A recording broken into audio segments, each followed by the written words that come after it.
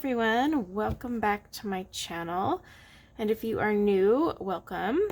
We are on week 2 of my WIP Wednesdays.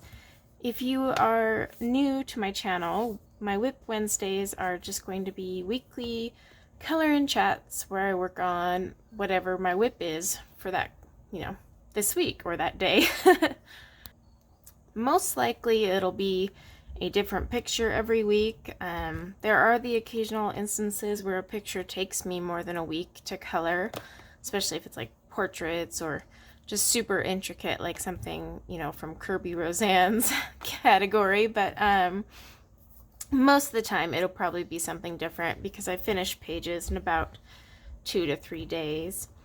So today is kind of an interesting one. I'm starting a WIP with you guys. So first, let's go. I had this page in Mermaids, Fairies, and Other Girls of Whimsy from Hannah Lynn that I've been working on. Where did it go? Doop. All right, so if you follow me on Instagram, you've probably seen me sharing pictures of this one. I'll show you all on camera. This is one that it's a WIP, but I'm at a standstill on it at the moment. I haven't decided how I want to do the background. Everything else is done. I'm debating between watercolors and neocolors or just using my pencils. So it's kind of a unique situation because I was like, oh, I could finish this one during a WIP Wednesday, but I am kind of stuck at the moment. So I'm putting that one off to the side while I, think on it. And today I picked my next page that I plan to color. This one's from Botanicum by Maria Troll, or Trolle, whichever way you prefer to say. And I picked this page. So I have no pictures colored in this book. It's quite a habit of mine. I buy a lot of books and then I don't get around to coloring in them. And so it was one of my personal goals to at least start coloring in my books of shame, as I call them, because I have quite the collection. But yeah, I picked this one. It looked fun. And just one thing is I wanted to, because part of my goals and resolutions for 2021 was use different pencils. I love my Prismacolors a lot. I mean, I buy them in some serious bulk. These are my spares, and this, by the way, is just my blue set of spares. I actually have pencil cases full of every other color too, and I just did a Blick Arts order to get me some backups because I go through them fast. So yeah, I love Prismacolor, but I have purchased tons of pencils over time. I have a video on my channel showing my color pencil collection, and I'm going to update that probably next month because it's grown since then, so I actually have even more. But I don't ever really use them. I haven't had to replace anything other than Prismacolors. So I decided for this one, I was going to use my Shapir Farben. They are some fun pencils. I have a review on my channel. I mean, these are all the colors in their 96 set. They are a budget oil-based pencil, but they are like one of the best budget pencils I have ever found. And back when I bought these, they were way more expensive. Right now, they're like a steal. So I do have a review on my channel. Ignore the pricing I say in that review because it's older. You can get them cheaper now. So that's even better for you guys. But yeah, they're actually a stellar pencil for being an oil-based, for one, and budget. And so I decided to break them out because the last time I used them was in the Advent Calendar series, and before that it's been months. So we're going to play around with it. I don't use them that much, so this will be kind of interesting, because like I said, I need to break away from my comfort zone. So I picked some colors, I broke out my color wheel, and I decided to kind of pick some colors in the wheel. I went with, what I started off with was yellow because I knew my bumblebees, and I decided to do kind of this plumish pink purple, and then more like these blue violet colors. And then I'll obviously have some greenery, but we'll see how it turns out and go from there. But let's get moving. I mean, yes, this is a color and chat, but I'm doing a lot more chatting than I am coloring, huh? So let's see. Oh, let me grab my notebook. So like I said in last week's, if there was questions you wanted me to go over during next week's, I was totally open to that, and I did get a question. So let me find my pencils first and get my bearings. It's been one of those weeks. But let's find, where do I want to start? Oh, the hardest part. All right, we're just gonna go for it. Okay, so yeah, I did get a question in last week's, and I am horrible at YouTube tags. You know, like when people use letters and numbers to create words, I'm the world's worst at decoding those. So I don't even know how to say this YouTube user's tag, but they did leave a comment, which was awesome. And if you're watching this one, please tell me how to say your name so I can give you credit. But the question was, how do I find time for like my hobbies and manage my time while working from home and teaching my kids, and, you know, like find time for all my coloring and stuff? And that's actually a really good question. It's actually one I get a lot privately, because I've worked from home for years, you know, and I have a lot of friends who got kind of just thrown into the whole work from home thing with the pandemic. And so they would be like, how on earth have you done this? You know, and especially if their kids were also schooling at home, they were really feeling that pressure. So it's a pretty common question these days. But here's the deal. I have been doing it since my son was 1 year old, and so he is now 12.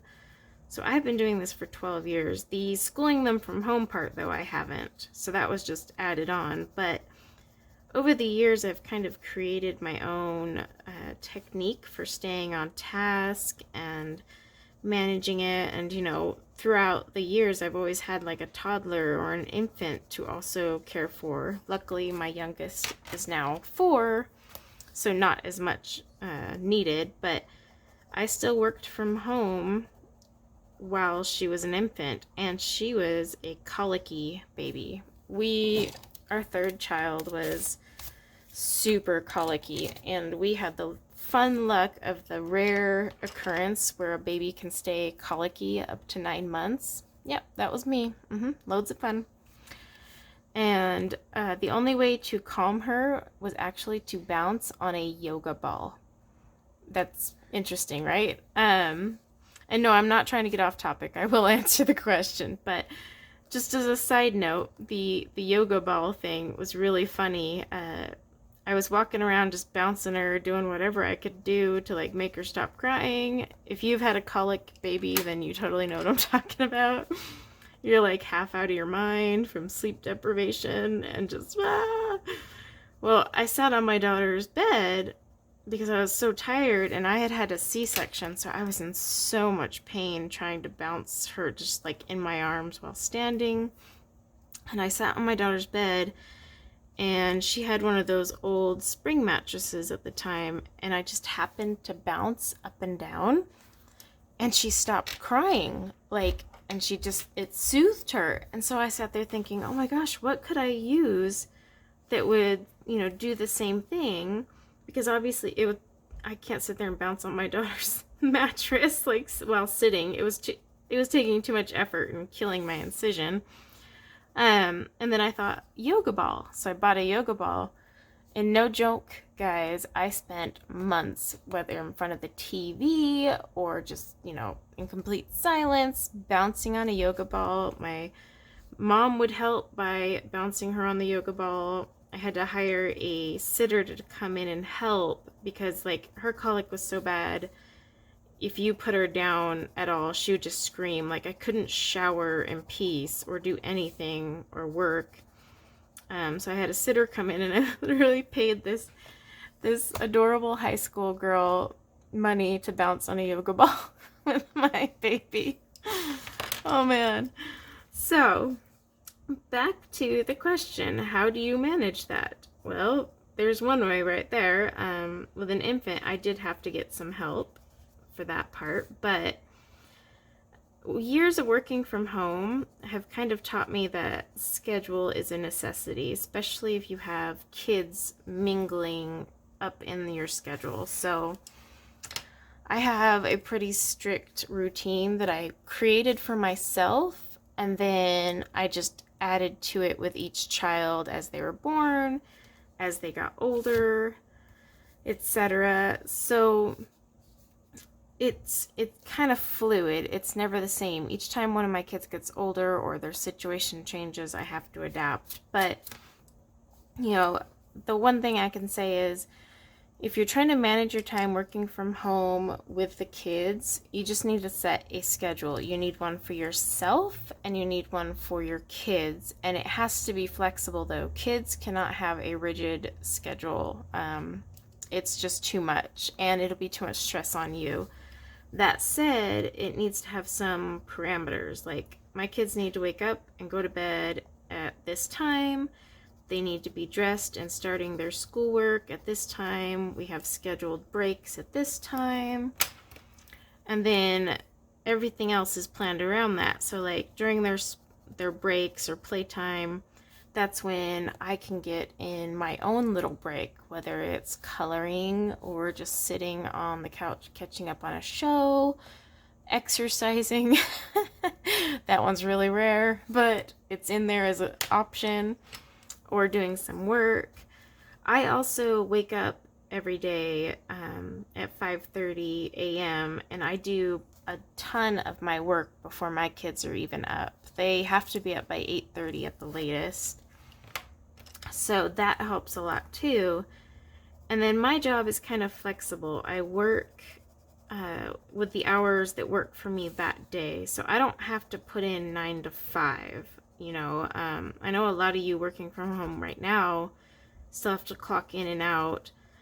My job isn't like that. I have a boss who lets me, you know, enjoy the actual flexibility, and she knows that I'll get my job done, so it's not, I don't have to clock in and out and be as accountable. So that also helps. But even if you have to work a 9 to 5, just create a schedule and everyone has to stick to it, try it, like do a trial run and then adjust it. And you know, keep in mind you'll have those instances where a kid is sick or things don't go right with work, yada yada. And really you just have to kind of roll with the punches. I'm super OCD, so when things get out of whack on my schedule, it stresses me out. And sometimes I lose it, but that's just me. But I still know that I have to be flexible and adjust it. Over the school year, we've made quite a few adjustments just to make it accommodating for my work, my sanity, the kids' sanity, and all that. So the other part of the question was, you know, how do I find time for hobbies and coloring, and how much time do I get? It honestly varies. There's some days that are so busy with work and the kids' school that I'm like itching all day to color, and I don't get to color till after dinner, or you know, like maybe 4 o'clock I finally get to sit down and start coloring for a little bit. Other days it's slow at work in the morning, so I actually get to do a little coloring in the morning, and then you know, as my day picks up, I kind of, you know, go from there. But like I said, I have a flexible work schedule, but I still end up working like 10 to 12 hour days. It's throughout the day. So anywhere from 5:30 in the morning till 8 o'clock at night, I'm working. It's just sporadic. So I wish I could give you a definitive answer on, you know, how often I get to do my hobbies or how, but it just kind of ping pongs from day to day. But I do make sure that I get to color every day, because I've noticed if I don't, I am uber cranky, and you can ask anyone who lives in my house how fun it is to be around my cranky self. And yeah, so I always find time, even if that means instead of watching TV that night, I color until bedtime. And I have a pretty strict bedtime schedule for myself, and that's only because I know if I don't go to sleep by a certain time, I will not be the most pleasant individual the next day, no matter how much coffee I consume. So I hope that kind of answered your question. I wish I could give you like a list of do this, this, and this, but every family and situation is so unique that it's really hard to do that. But starting with a schedule and a routine for sure, and then just always, like I said, I always make sure I do have time for coloring, even if that means it's 10 minutes here, 5 minutes there. It's just I have to color because it helps me unwind. And I'm really enjoying these color and chats. The other day I was coloring. I was like, gosh, I'd really like to just hop on and do a color and chat right now. But it's, Thursday. But I actually felt like I wanted to talk to someone while I was coloring. So these are fun, and I'm going to keep going with them. I mean, we're only on number 2, but don't worry. There will be plenty. Before you know it, it'll be like 102. So yeah, that was the only question I got so far. But if you guys have questions, totally leave them in the comments below. And then I will answer them on the next one, because this is a weekly thing. And this one, when you first glance at this picture, you're like, this looks easy, but now it's like trying to identify where some of these vines go, and some of them don't line up. So I'm like debating if I'm just going to keep it all the same green scheme, because I had picked out 2 tri-blends of green, but now I'm like, ugh, I don't know if that's going to fly. Well, we'll see. We're just going to wing it, guys. Just hope for the best. Yeah, I hope everyone's week has been going well. Your 2021 also still going well. Mine has been rather busy at work. My gosh, Monday was here and gone. I was extra stressed that day. It didn't help because I had to take my car in for its maintenance, and so I lost like time. I hate when you like get on a groove and then you have to leave the house to go run an errand. And the worst thing is cars, because you drop them off at the dealership and then you gotta go back and get them later, so it's like 2 interruptions to your day. So yeah, yesterday was just, or not yesterday, Monday, it was just chaos for me. I was so done by like 5 o'clock. I'm like, oh. And then, of course, with my car, it turned out my brakes were like really, really bad. And so, of course, the dealership wanted to do it for like almost $300. I'm like, yeah, I'm good, thanks. I take it there for its oil changes and emissions, because Utah requires you do an emissions test yearly to register your car, and I needed to register mine. But things like brakes and stuff, my husband actually does. He just will take my van to the fire station, and him and the guys will do the brakes. It's like the perk of married to a firefighter. Free auto repairs. Depending on the repair, like there's some things they can't do, but brakes and stuff. I mean, they could even change my oil, but I've just gotten in the habit of taking it to the dealer because it has perfect service records. Like, I have done every single service recommended, and I only did that because this is the first car where I've like really wanted to take care of it, but also keep its value, because it is a Toyota. Toyotas really keep their value, which is always nice.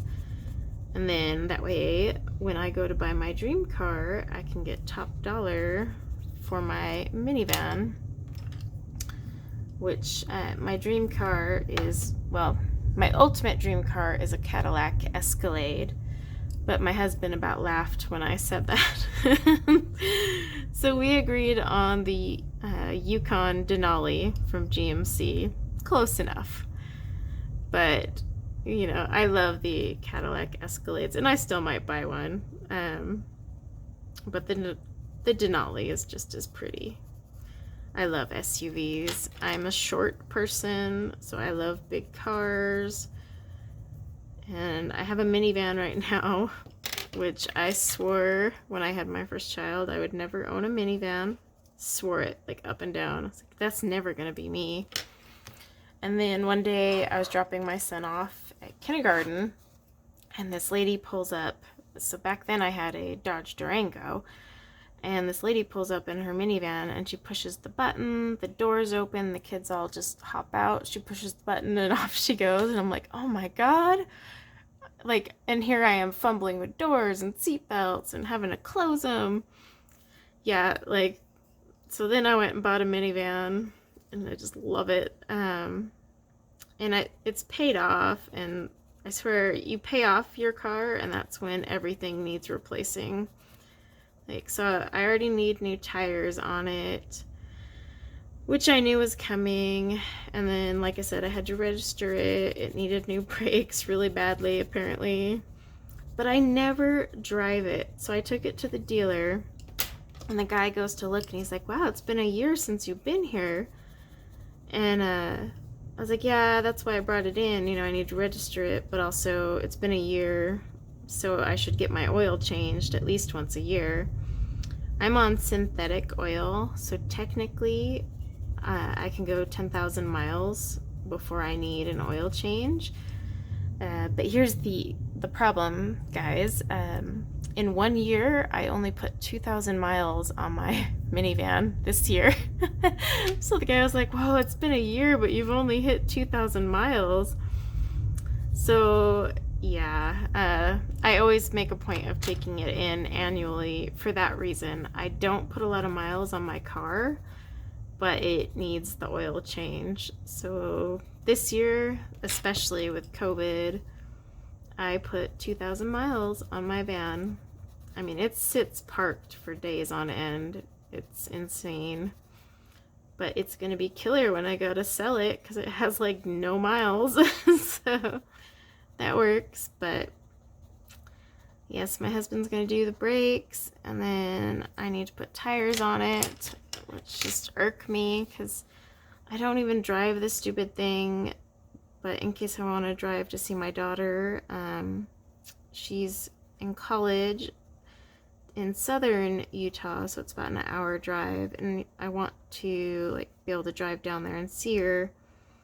And I'm not going to drive in the snow with bald tires, so I'm going to have to replace those. Otherwise, I would probably just say, I'll wait. But like I said, 2,000 miles in 1 year. But tires for my van aren't too bad, because all I used to drive back in the day were SUVs. So when I got the price quote for tires on my van, I was like, oh, that's all? All right, whatever. Just like, not even phased.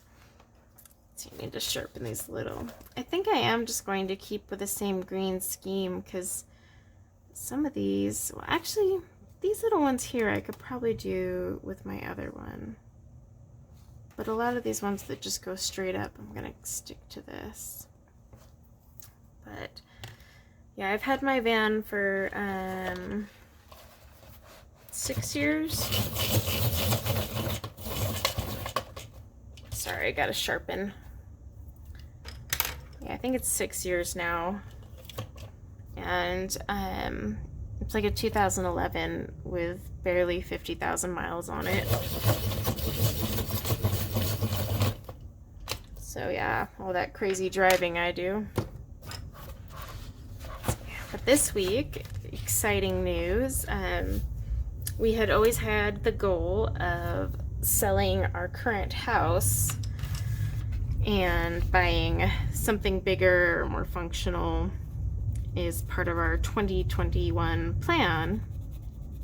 And I called my agent and I was like, hey, it's 2021, like I promised, let's get this going. So she came over and, you know, kind of walked through the house, gave us a list of what we need to do, you know, the whole usual. And I, of course, know about the whole decluttering, that one. It's amazing how much crap you can, like, accumulate in the 5 years we've lived here. But I am totally fine with decluttering. I know some people, like, have a hard time parting with possessions. I'm not that person. I will straight up donate, sell, throw out, whatever. I'm like, I can do it. I have like no sentimental value to furniture or anything like that. So as part of it, because we're starting to look for houses now, we're not worried about our house selling. In fact, our house will sell rather quickly. And even better is we found out we had way more equity than I even thought we had, so I was extra giddy.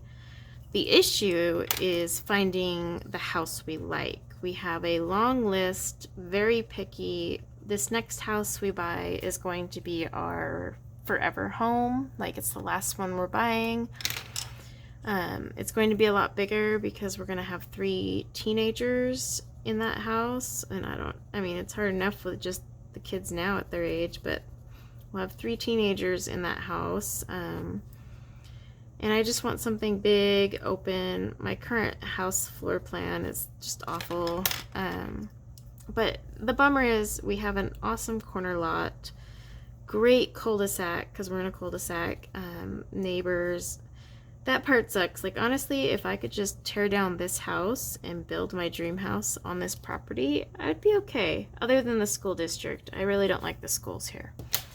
So I guess that's a problem. But, yeah, so we're not going to list this one yet. We're basically going to start searching, see what we can find.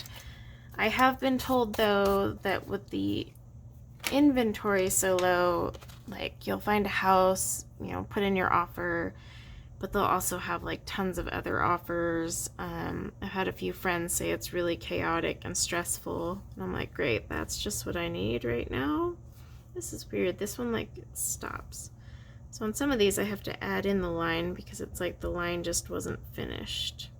But yeah, so I'm not looking forward to that just because I've heard it's pretty bad trying to get in your offers and get something accepted.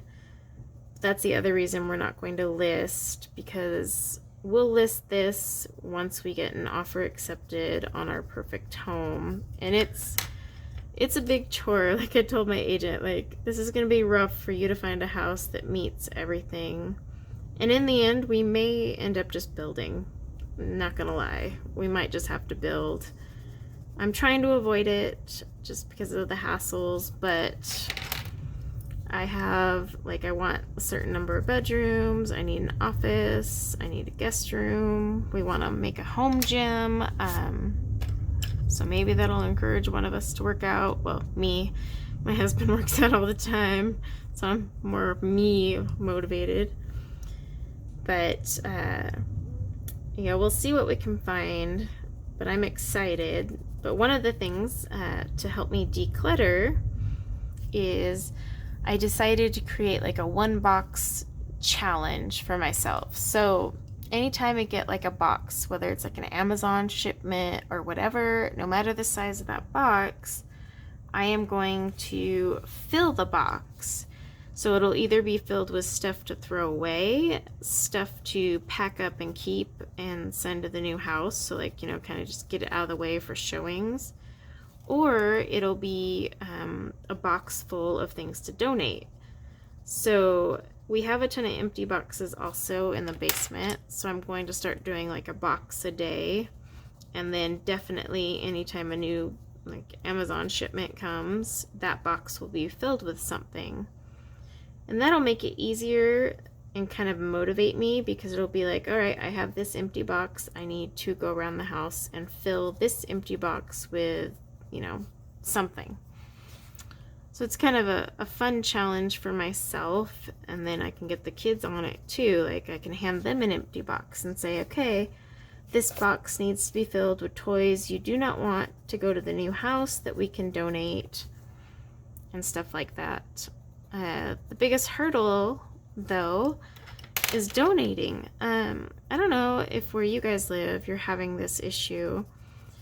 I prefer to donate things we don't need rather than sell them, because there's so many people out there that need stuff, you know. But I went to go donate the other day, and they said they were only taking clothes because they can sanitize them. And I was kind of bummed, because we have tons of toys that I'm trying to get rid of that are just not my kids' age or whatnot. And I mean, there's kids that need these toys, and I can't go donate them through like the normal places. The women's shelter out here won't take them. And I'm not talking stuffed animals, I'm talking like actual toys, and some of them are nice, and a few are practically new. Like, my kids got them and never used them. So I'm kind of hitting that snag. I've thought about putting them on like those Facebook groups and just saying free, but I don't want everyone to know my address and just show up either. So not sure how to go about it. Maybe I can just set the donation stuff to the side, and then as like vaccines come out, maybe things will lax a little. But yeah, I've kind of hit some snags. People have told me I could go to like the thrift shops and put them there, but my issue there is the thrift shop still needs to make money and profit some way. One second, let me erase this.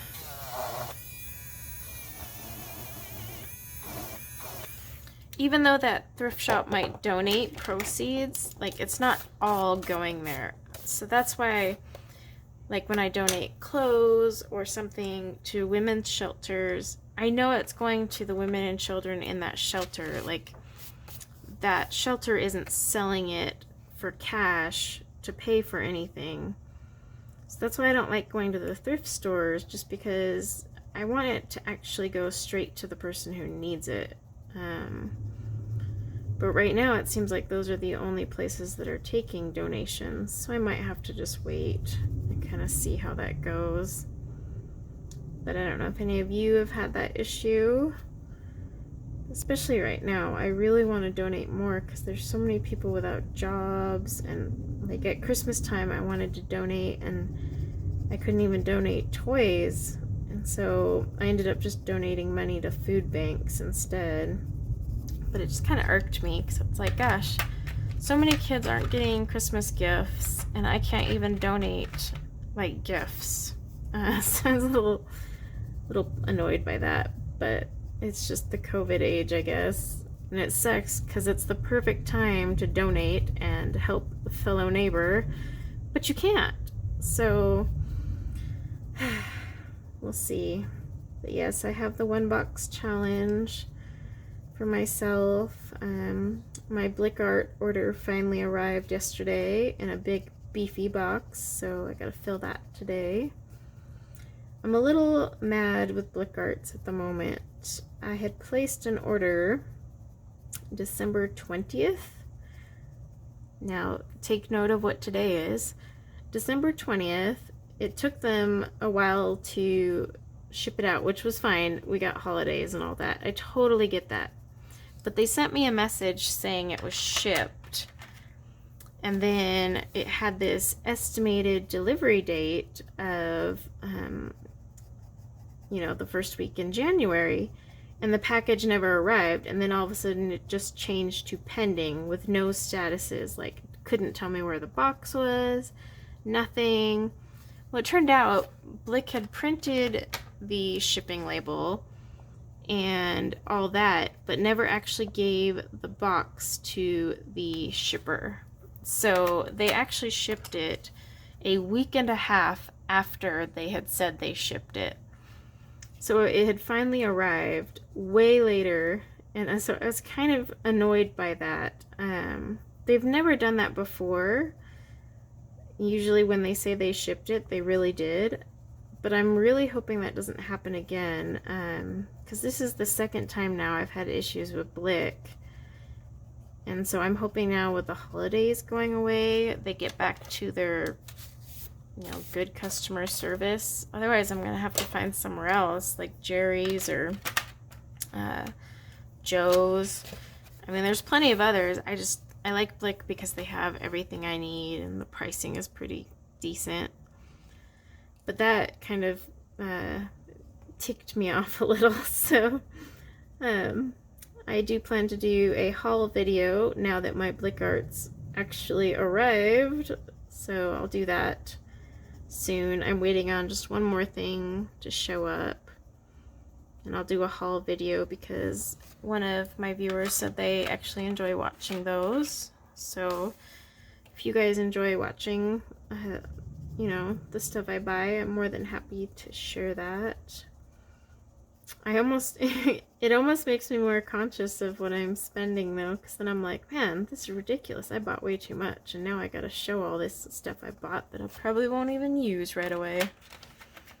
I have been getting better about it though, being a little more cautious about what I buy. Even with pencils, there's some pencils I want to get, but like I said, I have added so many to my collection that I don't even use. So my biggest thing is, should I be buying anything else right now if I'm not even using what I have? I think that's a pretty green combo. Yeah, that works pretty well. I don't know how well it's showing up on camera. The lighting is off and on because the clouds are moving. Let's see. Gosh, this is quite the maze of a page, isn't it? I think those are the same leaves. Oh, I should tell you these color combos. So if you have Sapphire, so this darker green one that I'm doing right now, it's Casino Green 610, Green 520, and Avocado 550. I really like the names of Sapphire pencils. They're pretty cool. Some are really cute too. I think that one dives in there. But yes, so what else is going on right now? This month is going to be busy, not only just because we're getting things ready to sell, but I kind of have all my first of the year appointments for all the kids, plus they have to actually go back into the school for their placement tests and standardized testing.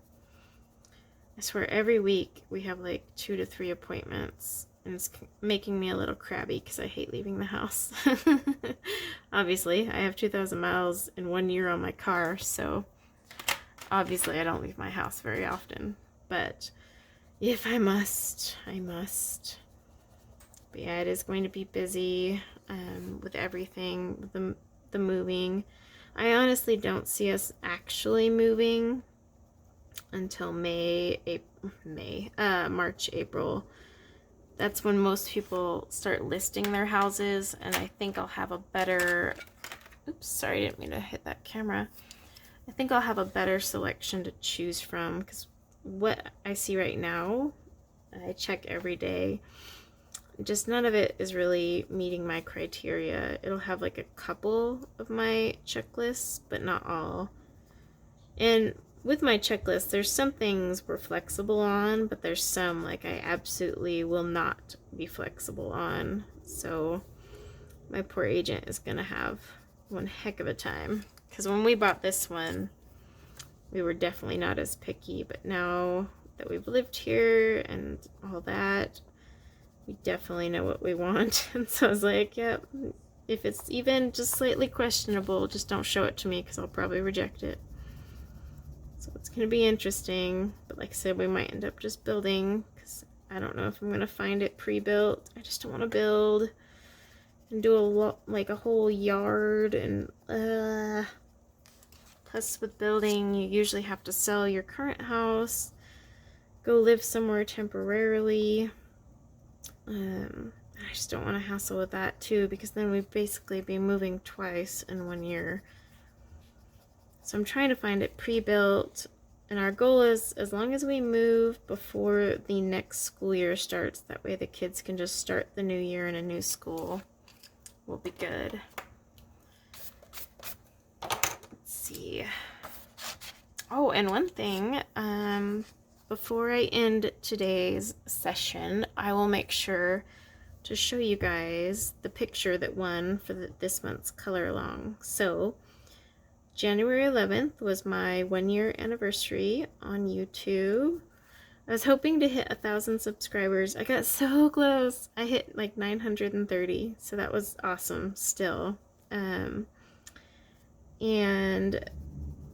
I am doing like a 1 year coloring anniversary themed color along, but also I was picking one because it's my birthday, or was my birthday. My birthday is January 10th. My YouTube channel anniversary is January 11th. So can't forget those. Easy for me to remember. But yes, there was 2 pictures I had shown. I think I did it on my December completed pages. I got some votes there, and then I got a few votes from Instagram and Facebook groups, so I'll make sure to show you guys the one that won. And I'm currently working on picking out the colors I want for that one. It is a Hannah Lynn book, and it'll probably be done with Prismacolors just because that's my comfort zone, my happy place. And it's like my birthday picture, so I get to pick what I want. And I can break the rules of branching out, because look, I'm doing this in a different pencil, so it balances. But yeah, with that one though, I'm probably going to end up scanning it and printing it on different paper. Most of the time I work inside Hannah Lynn's books, but this one I really want to do some fun blending, and the paper in those books just don't accommodate that, or you have to use a blender pencil. I know she has her artist editions, which I almost bought, but I just didn't want to pay that much for them. And I could have bought the digital ones and just printed them, but I wanted a book, so that's why I bought the cheaper ones. And then anytime there's a picture that I just want to color on smoother paper, I just scan it and print it on my favorite paper. But I'm definitely going to do that for this one, just so that I can, it's easier for blending. Nothing annoys me more than seeing the tooth of the paper. Like, it bugs my OCD. I'm like layering and blending over it like crazy, because I'm like, no, it needs to be uniform. But yeah, I did finish last week's picture. I know some of you asked if I could finish it on camera, and I feel so bad because these WIP Wednesdays are kind of a tease in a way, because I'll be showing you a picture and then it's not really a color along, so I do apologize for that. I felt bad. I'll show it when I do my January completed pages. But like I said, there may be a week or two where I'm actually on the same picture, but I can't guarantee it because it just depends on, you know, what the picture is that I'm working on. Oh, for this more olivey green combo that I'm doing in here, I'm going to give you the colors. So this one is Cypress Tree 590, Olive Green 580, and Pickle 577. Aren't those cute names? Pickle. I love pickle green. If you have the older Shapir Farbins before they added the names, the numbers still match up. So the numbers I'm telling you will work. You just don't have the color names on yours. I'm not sure when they ended up adding the names, because when I bought them, the names were on there already. But I know the older sets were just numbers, which is always frustrating when manufacturers do that, because then later they come out with the names. You're like, oh, darn it. Yeah, these are my go-to green combos with the Shapir Farbins. They work really well. They blend really nice. Very smooth pencils. I mean, the first time I used these, like I said, they're budget oil-based too. It's rare to find a budget oil-based pencil that is actually worth using. But the first time I worked with them, they're actually a little softer than polychromos, believe it or not. So if you don't like the hardness of polychromos, you might actually enjoy these. They just don't have as many colors, but first time I used them, they work great with my coloring style. I'm more heavy-handed. I like to blend and not layer. And so these work really well with my style of coloring. So if you're kind of similar, you might enjoy these. I'll leave a link in the description below to them. I don't know what the price is at now. I do know they're hella cheap compared to when I bought them. But yes, they are a great budget oil-based pencil. I've tried quite a few budget oil-based pencils that were complete garbage. And these ones, I still don't think you can get open stock on these, but I could be wrong. They might have added it. But honestly, their sets are so freaking cheap that you could just go find the set and if you use them often enough, you'd be fine. It's kind of like with Black Widow. Although, yes, you can get Black Widow technically open stock, but I'm not going to get into my rant on what open stock actually means. Leave that for another day.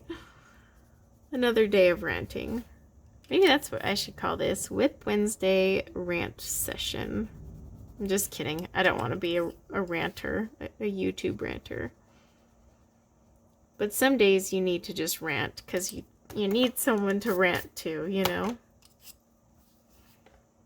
I think this is going to be super cute. I know you guys are just watching me do the greens, but I know a few of you have said, you're just here listening to me chat and not actually watching the coloring. So I think it's okay if I'm just doing the greenery. It's not a big deal. Let's see, what time are we at? We're at 40. I'm trying to keep these under an hour. Kind of like our color and chat hour, you get your book, sit down and color along. You can do this green combo in this book with me with your Shapir Farbins if you want, or just whatever WIP you're working on and just listen to it in the background. That's kind of my goal. It gives you noise while you're working on whatever, whether it's coloring, dishes, cleaning the house, anything. I've actually noticed as of late, I used to always watch TV, but it's been so chaotic lately that I actually sit there and color in silence, and it's been kind of interesting. It's like relaxed me quite a bit, and I think it's just because of the chaos right now with everything. New Year, kids schooling, work crazy busy, and then us now trying to sell. So I think that's kind of why. Plus I'm in front of a screen all day for my job, and so I'm so sick of screens at the moment. But there's other days I'm like, I really need some background noise. Like, I can't have all this silence. So it's just kind of what I'm into that day. I do listen to audiobooks sometimes, but it depends on the book, because sometimes I really want to read the book or focus more. I feel like when I'm coloring, I kind of don't absorb the content as well from a book. But I did just finish a book this month. My goal is to finish one book a month. And I actually read this one. It wasn't an audiobook. It was that book written by Trump's niece. And no, I'm not opening a political debate or anything like that, or anti, pro, Trump, whatever. Any of these political books that come out, whether they're pro or against someone, I read them all. I like to. I like to hear everyone's opinion, but I just finished her book. It's actually really interesting. Quite insightful, I must say. And I'm sure everyone has their opinions on those books, and I don't want to open a debate to it. Like I said, I read books written by both sides, not just on the Trump thing, but anything. Like any famous person, you know, they'll have books that are negative and positive about them, and I read them all. And it's eye-opening to see the different views, and of course it is someone's opinion always, so you kind of have to take it, you know, with a grain of salt. But I did just finish that one, and I need to start a new one. I have Kindle Unlimited, but I've kind of found that most of the books on there aren't anything that excites me. I think I want to go back and read James Patterson, his Alex Cross series. Back in the day when they first came out, so this was years ago, I was really into them. And I read the first 3, and now he's got like 20 something, and he just released one last year. Or maybe it was 2019. Either way, I can't believe that series has gone that long. So, they're not on Kindle Unlimited, so I'm thinking of canceling that and just saving my money. But I was actually thinking of buying those and reading them, because I really liked those, and I would love to read the whole series. It's like 20-something books now. If you've read the Alex Cross ones from James Patterson, let me know what you think. Like I said, I read the first 3. You know, Along Came a Spider, Kiss the Girls, and I can't remember the name of the third one. They were all great. I love those types of books, and James Patterson's one of my favorite authors. I like mystery thrillers, and then I like dystopians. I hate that the dystopians turned into the new Twilight. So Hunger Games, I read that before it was a movie and a thing. And then once it became a movie and a thing, it was just like, oh, bummer. It's kind of lost its, you know, thing. And then Divergent, I read that before it got its movie. I was shocked actually when it got its movie, because it was a pretty no-name book at the time. But oh my gosh, I hate what they did to that Divergent series between the books and then the movies. So if any of you have read that, let me know what you think too. I think they totally killed it with the movies. Hunger Games, they did okay. They could have done better with Hunger Games, but it is what it is. But with Divergent, I was really disappointed how they took, because that book was just so raw and gritty, and like you really felt like you were in with that character, and I just didn't like the way the movies pulled it off. And like I walked out of that theater kind of bummed. I was like, huh. So I'm wondering if any of you had that same thing. But I haven't even read that new Hunger Games book yet. I want to, but I'm kind of worried it's turned more commercialized and towards the movies. So let me know if you've read that one as well. You know, basically let me know what you've read is the whole thing there, because I need some books, but I want to know what's worth it and what's not. Or if you know of any good mystery thrillers, because I love those. Or if you know of any good dystopians that aren't cheesy, like young adult love romance things going on.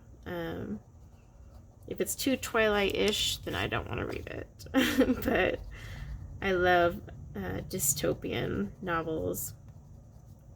It's kind of a bummer that a lot of dystopians are now more like the young adult thing, because dystopians are just fun to read. Yeah, I'd love some books suggestions, because I'm going to cancel my Kindle Unlimited and just start buying books, because I think most of what I want to read is not going to be offered for free. Let's see, I think we're at a good stopping point, but let me grab the winning picture for this month's color along just so you guys can see that. Okay, so the Whimsy Girls Celebrate the Holidays. This is the winning one. Wait for it. It's gonna take me a minute. Alright, so it is the Birthday Girl, which honestly I agree with those who voted for this. It is perfect because it's my birthday for my channel and my birthday for me. So birthday cake totally makes sense. It has the two variations, you know, the one that's a little more plain and then the one that has a little bit more accents. I'm probably going to do, I might save this one for markers actually because it doesn't have as much. So I think I'll probably do this one. Yeah, I think we'll probably do the one that has a lot more detail to it and have some fun with it. But this will be the one we'll do in the color along for this month. I'm going to get that, like I said, set up and hopefully get that moving this week or next. It's just a little crazy, but it will get done this month. So, but yeah, I hope you guys are having a great week so far. It is Wednesday, so only 2 days left to go until that glorious Friday. And then hopefully everyone's weekend goes well. But thank you so much for sitting and listening to me. And again, if you have any questions you want me to answer, it can be anything, like what's my favorite coloring book or what's my favorite food. I mean, anything that of course is, you know, PG, please. You can ask and then I will answer in the next one. And then the same thing, if you have questions about coloring, just ask away. But yeah, until next week, guys, I hope you have a wonderful rest of your week, and until then, take care.